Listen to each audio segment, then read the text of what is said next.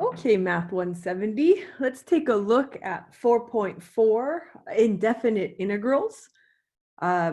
This is going to be the start of integration techniques that you will take with you through Calculus 2.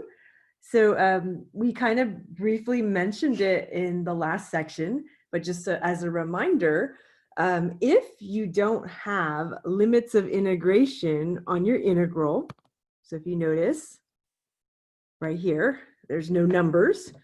What we're looking at is we will just integrate as usual using integration formulas, but we always have to attach the plus c to stand for the family of functions. So just kind of, we'll notate ourselves just to make sure. So you're clear. This is an indefinite integral.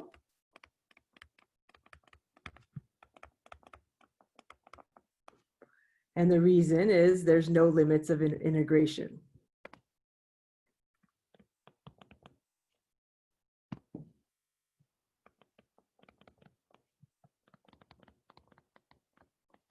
Oh, I thought I could fit that in there. Let's see if we can move that over just a little bit.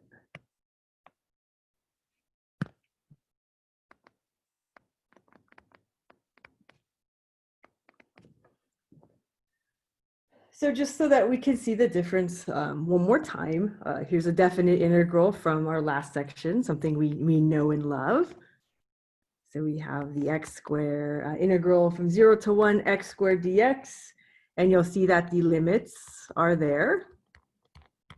They exist.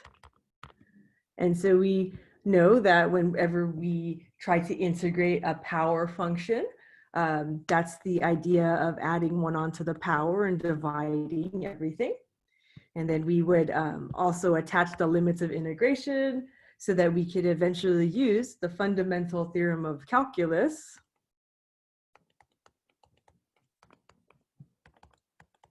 to find the actual number associated with that integral. And then notice that it's a real number. So that was a summary of pretty much most of the stuff we did to the last section.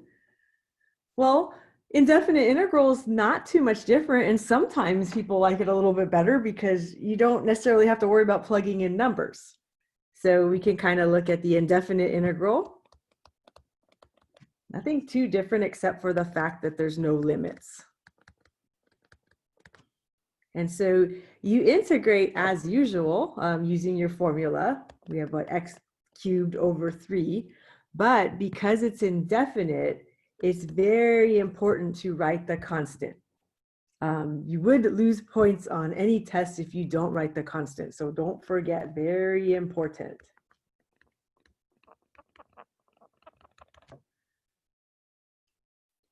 So all of this together, when you have the plus c, it stands for the family of functions.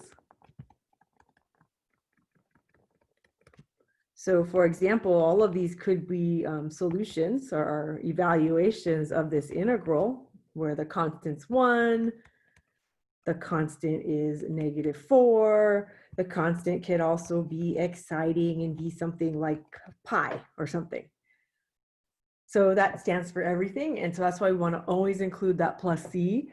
It gets a little bit kind of, people don't think it's such a big deal, but it really is when you're dealing with the indefinite integral.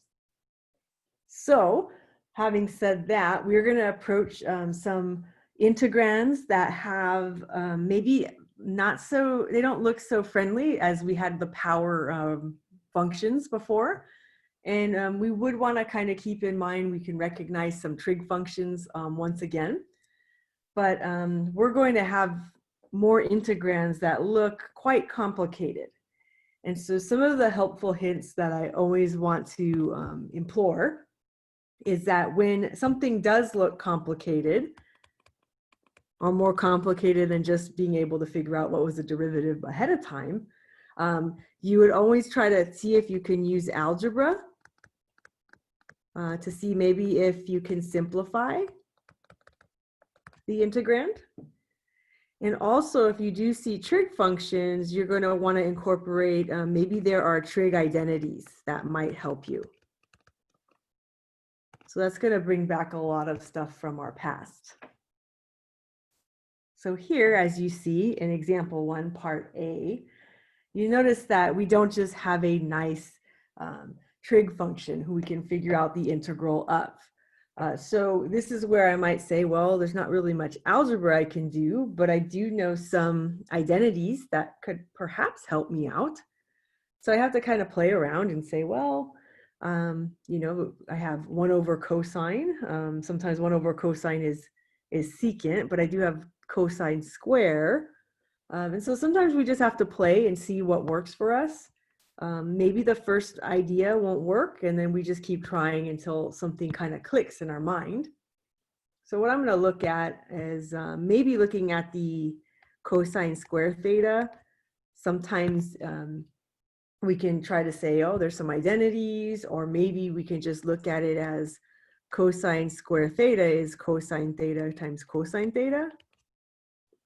Don't forget where we're taking the integral with respect to theta. That's where the d theta is coming from. And then this might give us an idea of, well, there's a product. Maybe this sine over cosine, sometimes that helps us see stuff. So sine over cosine, I can rewrite it as tangent. Not a bad idea, tangent theta. And then also, if I'm kind of thinking about it, some of my popular derivatives from the past, this 1 over cosine theta. So if cosine theta is in the denominator, that is secant theta. Don't forget we're taking with respect to d theta. Now we actually see that it looks like a familiar derivative.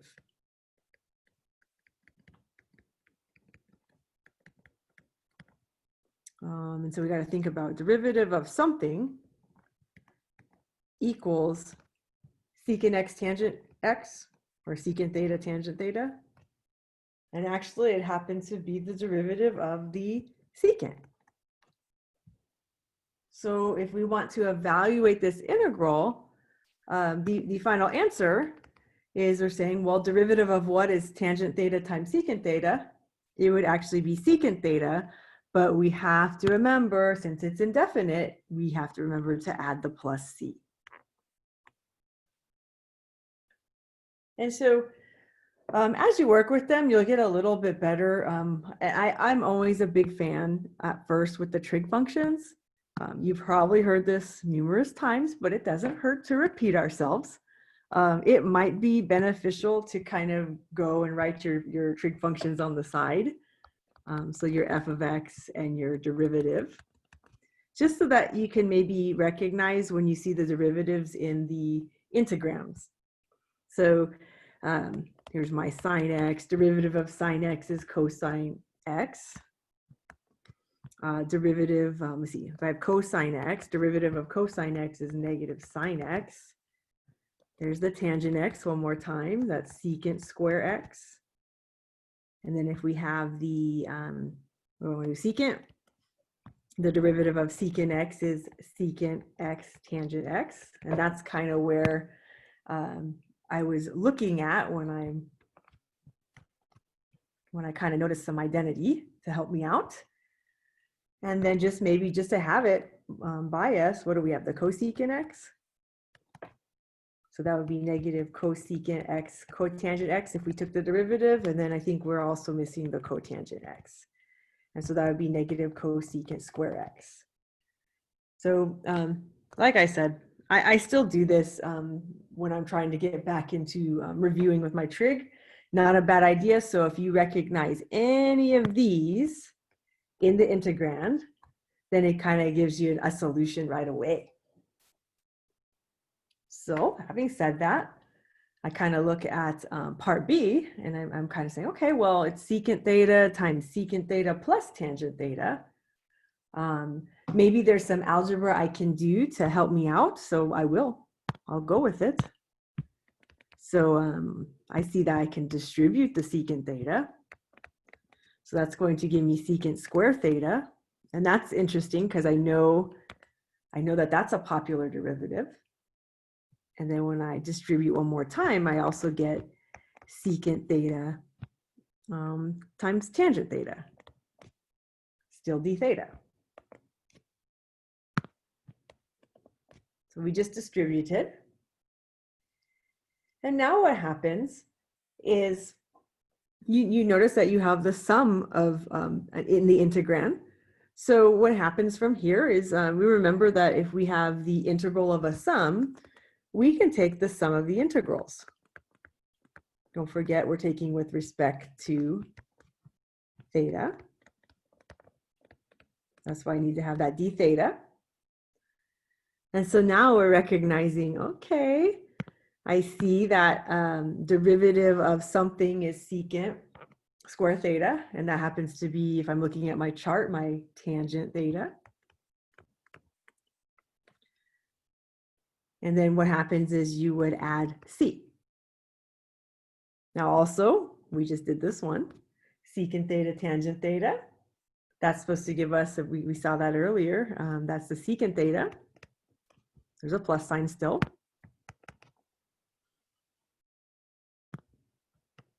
And don't forget, you have to add on a constant. Now, it's not always implied that it's the same constant c. So a lot of times what people do, if they notice it, they'll start changing names and they'll call, well, we can't have two c's. We don't know that they're the same. One of them c1 and the other one c2. But in the long run, no one really cares, because when you add your two constants, you're still going to get another constant. So what ends up going on is when you have sums and differences in the integrand, you don't always have to put a bunch of c's everywhere. What you can do is notice that they get absorbed into one ultimate constant. So just kind of keep that in mind. As long as you put the plus c at the end, you are in good shape. So the answer to this integral would be what? Tangent theta plus secant theta. Maybe I'll move that c up just to look a little bit prettier for you. So plus c. And so just kind of a little heads up, just notice C1 and C2 get absorbed into C. Reasoning, sum of two constants is a constant. Also, the difference of two constants is a constant. So a lot of times what you'll see later on, you get a little bit more comfortable. Sometimes you will end up losing the separate integral notations, and you'll just be able to go straight from this distributed part to the answer once you understand everything. So something kind of to keep in mind. So a little fun trig practice. Let's keep going. Kind of step it up a little bit. I see that we have something with a radical in it. So that's always kind of a heads up of, oh, radicals, we change to rational exponents. But also, I noticed that there's no trig functions. We're taking integration with respect to u. It looks more complicated than any integrand we have seen so far. We really only know a few rules, and none of them involve anything this complicated. So this is where I kind of resort to algebra. Algebra is going to kind of save the day here. So what I'd like to do is maybe understand that I have a binomial 4 plus 6u. In a way, it's divided by a monomial. And so what you can do for yourself is rewrite it so that you are splitting up the terms. So this only works as long as you have a monomial, or one term in the denominator.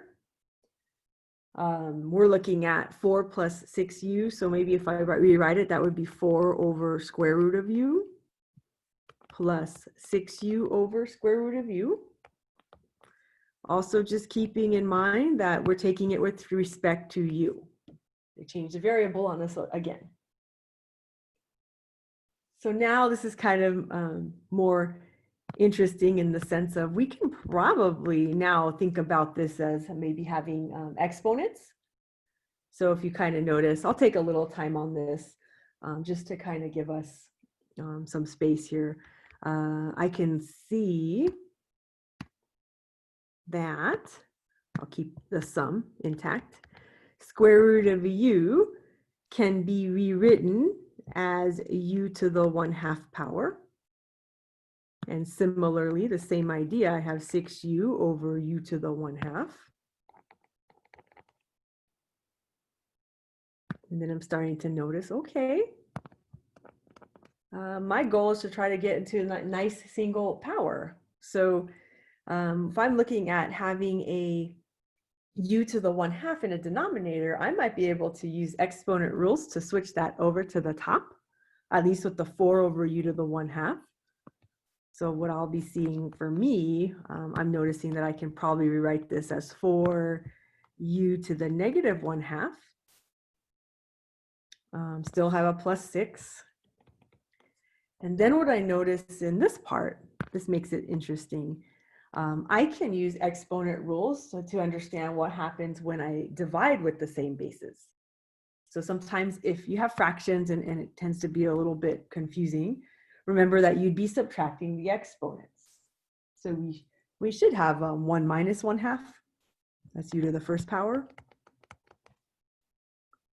So we're kind of slowly inching our way to making sure that everything kind of looks like a polynomial in a sense, so that we have some nice power functions.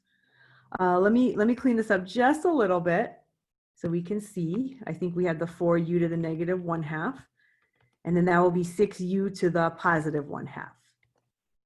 Well, now things are looking quite friendly because we can use the power rule for integrals to actually evaluate these the sum.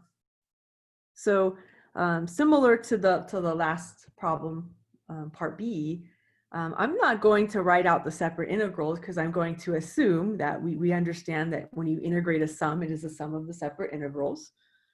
So what I'd like to do is just take each term, kind of think about, well, it was originally 4u to the negative 1/2. So if I integrate, I will have negative u to the 1/2. Oh, excuse me, 4 times u to the negative 1/2. Switch that up.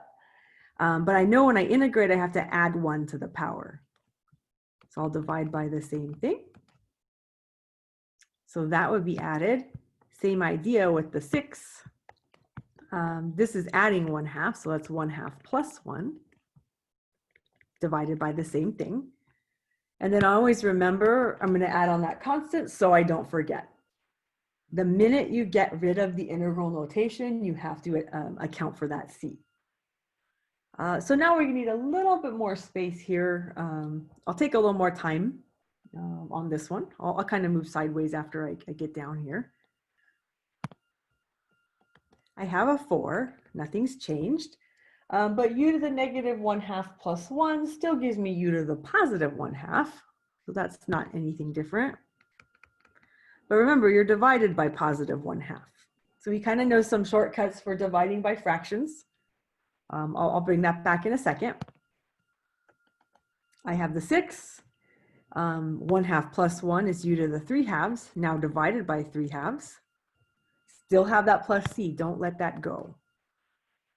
And if you don't mind, I will move sideways just a little bit, just so that we have a little more space. We should have enough room for part B that's a little shorter, assuming we use some identities. So what I'm looking at is, one of the shortcuts is I'm noticing is if I have 4 over 1/2, that is the same thing as 4 times 2. Still got u to the 1/2 going on. And then we have 6. If you divide by 3/2, that is like multiplying by the 2/3. I bet we never thought we'd see fractions again, but they come back quite a bit when we integrate these power functions. So I still have u to the 3/2. And the one thing we have to remember is don't forget to write the plus c down. So now just clean it up just slightly. What do we have? 8u to the 1/2. And then if we say 6 times 2/3, 3 goes into 6 twice. So we should have 4u to the 3/2. And then we have the plus c. And for the most part, that should be good.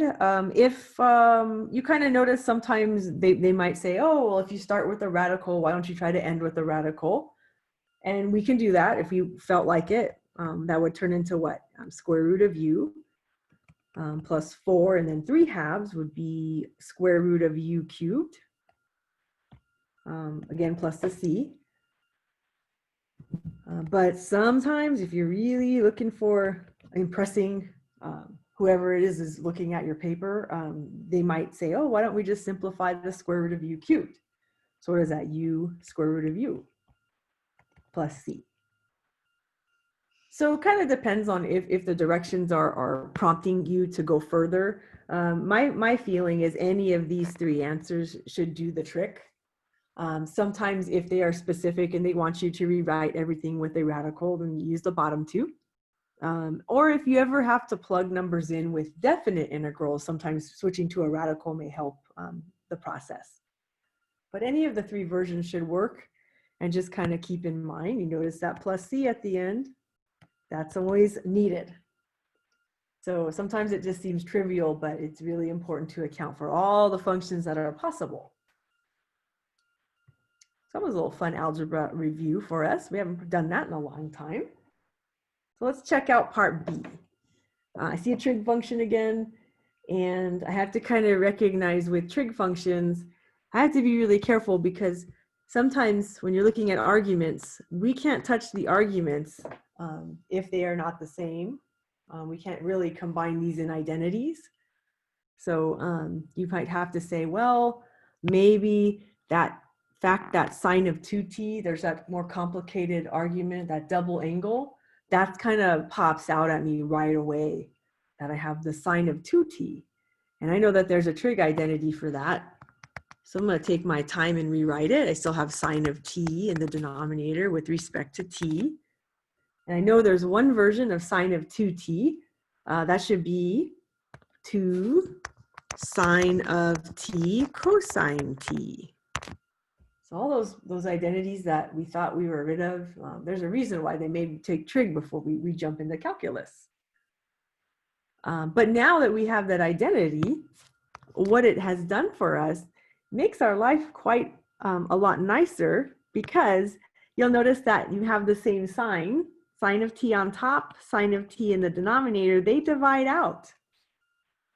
And what we end up getting, we're left with the integral of 2 cosine t dt. And then we know with constants, that's kind of nice, the constant 2, we can pull it out. You can do this before or after the fact, but I'm really focusing on the cosine of t. What was the derivative? Derivative of what equals cosine t? And that's where we kind of say, oh yeah, well, that's the sine of t. So now we can evaluate that integral. Don't forget that we still had that 2 that was on the outside. And we also have to add that plus c as a constant. So knowing the main identities.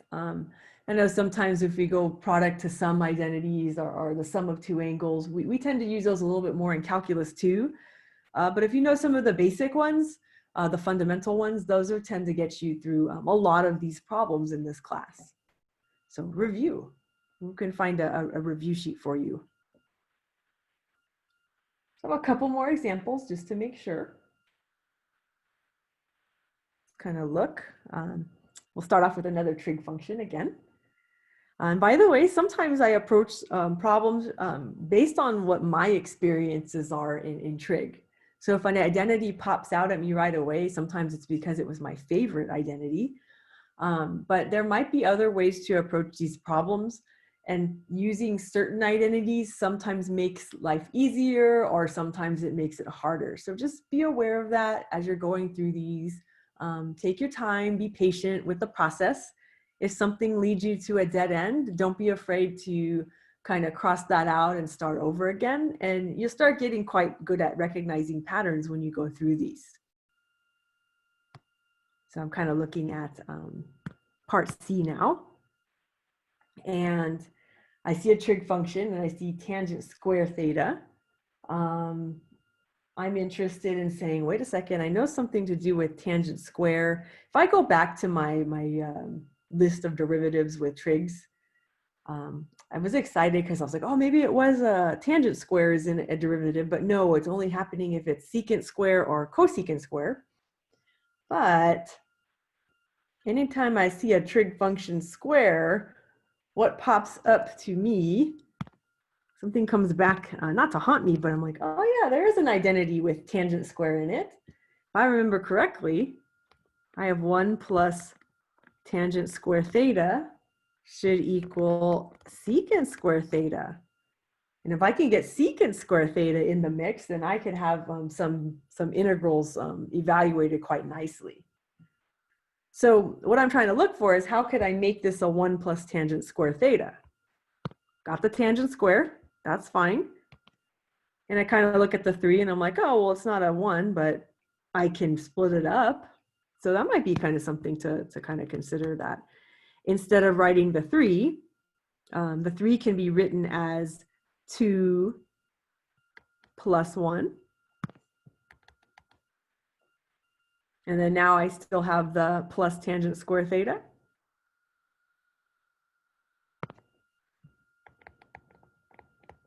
Still with respect to theta. And so now when I'm looking at my identity, 1 plus tangent square theta, I notice, okay, I got the tangent square theta, I already knew that, and I have the 1. So I can take that part and replace it now with my beloved secant square theta. So I should have a 2 plus secant square theta according to my identity. Again, with respect to theta.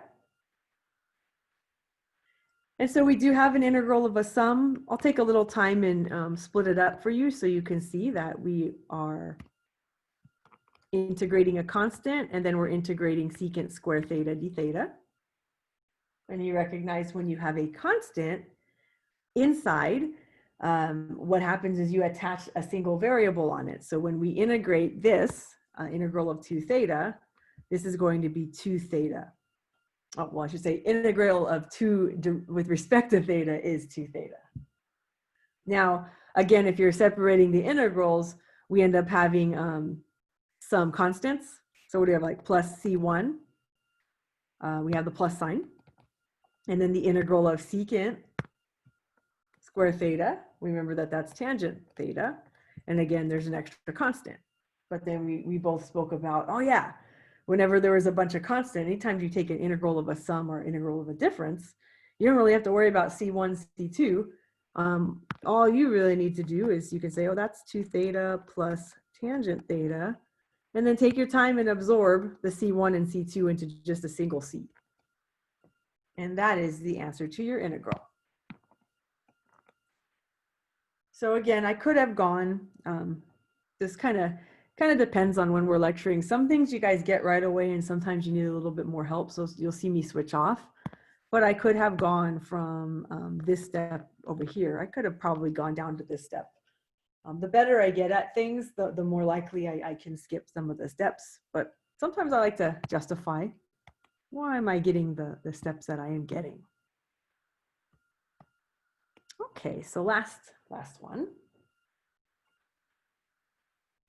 At least for this section, give you enough experience. Part D, I'm noticing it looks complicated. And then I'm noticing like, oh, it's not like the pretty power ones we were trying to get in. But whenever something looks quite complicated, you could say, well, maybe I can use algebra to help me simplify this a little bit more. And then I notice, well, yeah, why not? This is a binomial squared. So that's kind of nice. I mean, I can FOIL that out without too much trouble. So let's do that. Let's rewrite it. I still have the 2x. And, you know, just me personally, I tend to understand, okay, what does it mean when you have a polynomial that's squared? I'm rewriting it twice. And then I have to recognize that, oh yeah, well, I still have to FOIL it out or distribute it out. So what I should get if I'm going through this, x cubed times x cubed should give me x to the 6th. Then let's see, I have minus x cubed minus another x cubed minus 2x cubed. That's my like terms. And then -1 times -1 is +1. And you could kind of see like, oh, it's starting to look like a polynomial with powers. At this stage, this would be kind of more convenient. Oh, why don't we take the 2x? Why don't we take the 2x and why don't we distribute it? We'll start to look like a polynomial that we know and love. So then if we do that, we would get 2x to the 7th minus 4x to the 4th. And then 2x times 1 is 2x, again, with respect to x. So we're using algebra to clean up a little bit, but now we have a sum and difference of power functions. And those are nice and quick to take the integral of because we know those nice formulas. So that's when we say, okay, no problem, we'll do that. Just remember that when you do integrate, the constant is still there. The 2 is there, but x to the 7th, that will now, nice little patterns we've noticed in our past, becomes x to the 8th over 8. Still had a minus sign with a 4. X to the 4th, when you integrate, will become x to the 5th over 5. I like those kind of nice when they're not fractions. You kind of can integrate quite quickly. We still have a +2. If you integrate x, that should turn into x squared over 2. And don't forget, when you integrate, you get rid of the integral symbol, but you have to attach the +c because it was indefinite. So all you have to do is kind of clean up and reduce your fractions if there are any possibilities. So like 2/8, I have x to the 8th over 4. And then 4x to the 5th over 5, there was nothing special there. Couldn't really do much. But 2x squared over 2, I just get a plus x squared. And don't forget that you still have to attach on the c. And so those are your nice version of how to integrate. Moral of the story, 2 things you can do when you see complications. Pull out any algebra that you know from your past. A lot of it has to do with dividing by a monomial. Sometimes you do long division. I'm not sure if this class will, but Calc 2 sometimes. Or pull out some of your trig identities. Sometimes they lead us into nicer integrals that we recognize, hence the trig functions. So I just want to point out that I'll now kind of lead you into the next section. With part D, the question might be or might come up, what if we had something like integral of 2x, x cubed minus 1, only they made us take it to like the 20th power with respect to x. Yes, it is true. You can kind of notice like, oh yeah, I can expand that binomial. I might know the binomial theorem to expand that all out. But this could take well into the entire time of your exam. So the question would be, is there an easier way to do a problem like this? If it's able to be integrated, some of the simpler versions with turning it into a polynomial, can we do something else? And then that's going to be what kind of leads us into, oh, that's why we're interested in 4.5. They're going to show us one more trick on how to handle this. So this is going to be really, really helpful when we go to Calculus 2. We're going to have our integration down. Take some time to get really good at this section, and then I will see you in 4.5.